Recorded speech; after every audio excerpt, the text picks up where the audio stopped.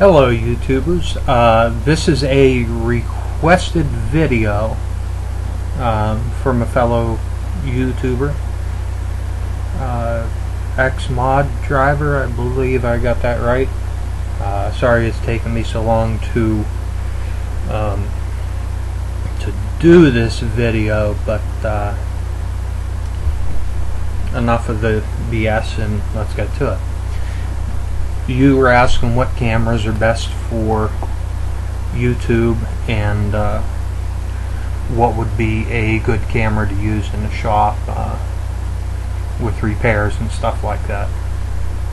Well, one thing I found out, and you probably don't know, but a lot of YouTubers do and a lot don't, had a lot of problems with cameras the past year and a half, and due to some YouTubers helping me out and finally finding a decent one that works. This is what I usually use here. The reason why I'm using a point and shoot camera is one, I do a lot of photographs, and two, this does 720 high definition, but it only does it in 25 frames per second, so it's not the best, it's not the worst, it gets you by. Now, if I was strictly doing video and I wasn't also a photographer, I would probably still have this for pictures, but I would go for a camcorder. I'd be looking at a camcorder, and I've pretty much come to this determination that you pretty much get what you pay for, except if you happen to find a really good deal. And the Sony Handycams are very high. There's Samsung, there's Canon, and they're all kind of competitive. You have your camcorders that have an internal hard drive in them, which is right now the smallest hard drive camera that I've seen, 40, maybe 60, is bigger than any SD card that I've seen. And when you get a camera, you want to see what media it takes. This is the older Sony's. This is a memory stick. It's old stuff, but usually it takes an SD card, and along with that you have the readers. And this one here reads pretty much everything, the old stuff. Like I said, I'm more of a photographer than I am a videographer, but look for adapters, look for what kind of media it takes, find out what's convenient for you. My laptop here has a built-in SD card reader. SD cards are, pretty much all over the place now. That's what this takes. This can take up to 16 gigabytes. Okay, sorry about that there. Yeah, I need a haircut, but anyway, as I was saying, this can take up to 16 gigabytes, I believe, or more maybe. But sometimes when you're doing videos and pictures, there can be issues with the larger cards in these, so you kind of want to watch out for that. And I try and stick to the name brand, like my Kodak cameras. These were cheap enough. They took lower capacity 2 gigabyte cards. These are high capacity, so you want to look and see what kind of memory card that it takes and what its limits are, because there's capacities, there's high capacities, there's different classes in different speeds. And while a camera may take a certain size card, it may not accept that speed. Like this, not this camera, but one I had before, it didn't like the high-speed card, and I don't think that one did either, because I just got a regular 8 gigabyte SD.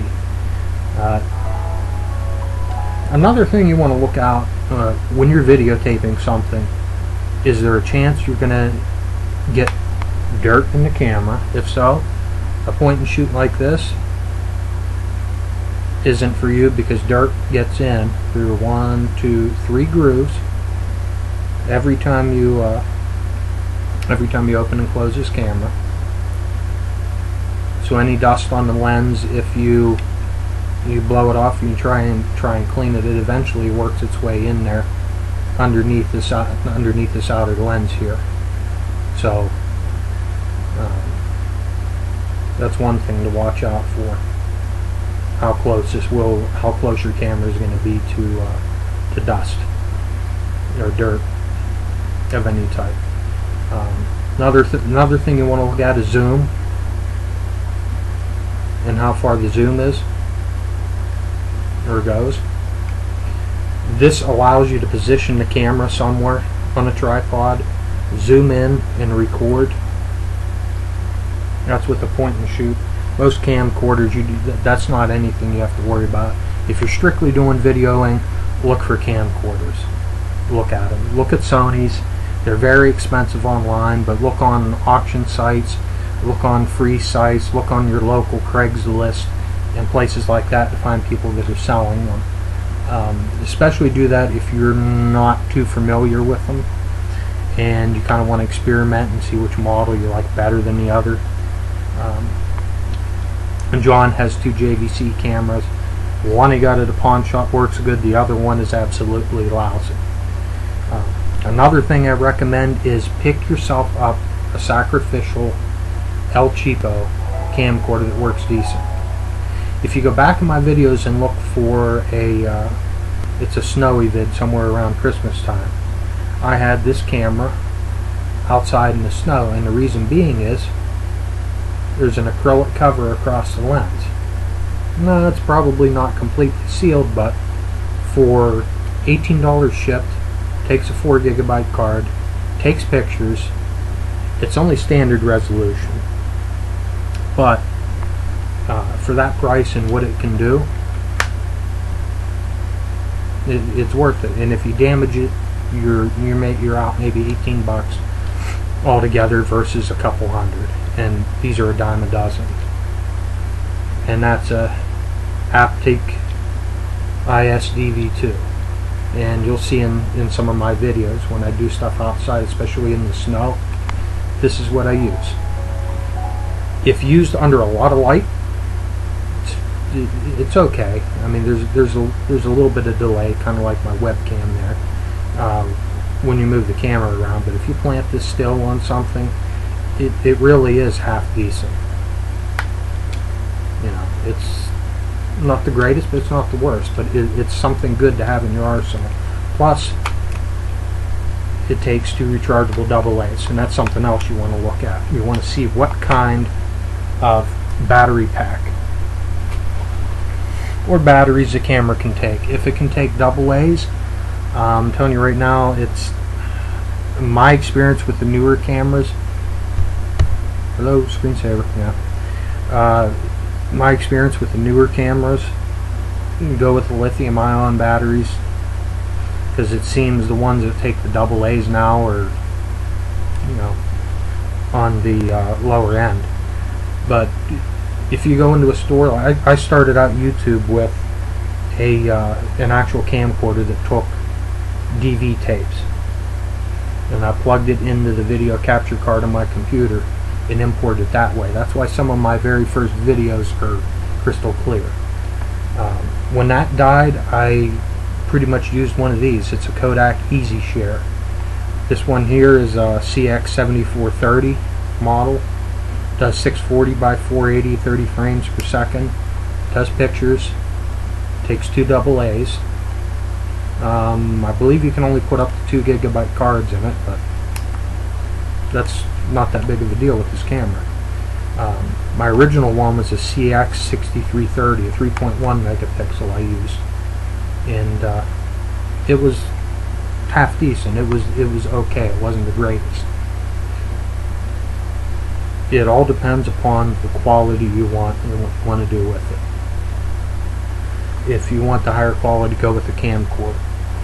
If you're going to be around louder noises and things like that, camcorder is probably your better bet.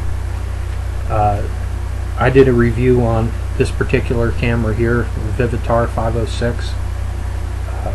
The only reason I own this right now, because if you look at my review, I took it back to the store, they had this on sale for $5. So if I'm going to do some crazy stunt where I'm probably going to crush the camera, let's see where the card is here, shows you how often I use this. If I'm going to do some crazy stunt, I'm going to do it with this camera, because it'll pick it up, it gets the point across, and if it gets destroyed in the process, $5, you know, and chances are the memory card will be just fine in it. Night vision. It's another thing. If you're going to be recording in the dark, look for a camera that has night vision, and I'm not too sure of how many camcorders out there still have it. I know some of the older Sonys, the JVCs, and this being Panasonic, this have. But I would recommend having at least two on hand. You can have your really good one, have a sacrificial one, and then have your everyday one. All depends what you want to do. Think about it this way: if it's going to get destroyed, if there's a chance it can be damaged, what can you deal with? And then find that price range and work within it. One thing I kind of left everybody hanging with, I didn't mention, was file formats and resolution and aspect ratios. When you get the camera, you want to study and see what file formats they put out. This cheap sacrificial camera puts out ASF files. Those kinds of files aren't necessarily compatible with all editors. I don't believe Windows Movie Maker will handle those, and I don't think they'll handle the QuickTime files, which a lot of Canons put out. So see what the output files are on the camcorders or the cameras, whatever you choose, and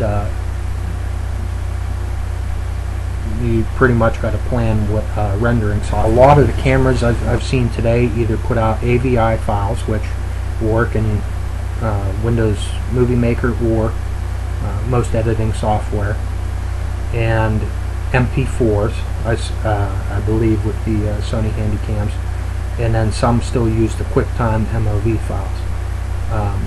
And I myself, along with some other people, have had issues with software packages that can't deal with the QuickTime files. So that's one thing to make note. Anyway, I apologize for the length of this video. Hopefully this gives you an idea, answers some of your questions. Between the price range, you know, $100 and less, it's kind of tough. So you got to search and look to find a bargain on a decent camera or a decent camcorder. They are out there, but it's harder to find. Depends how quickly you want it and how hard you're willing to look.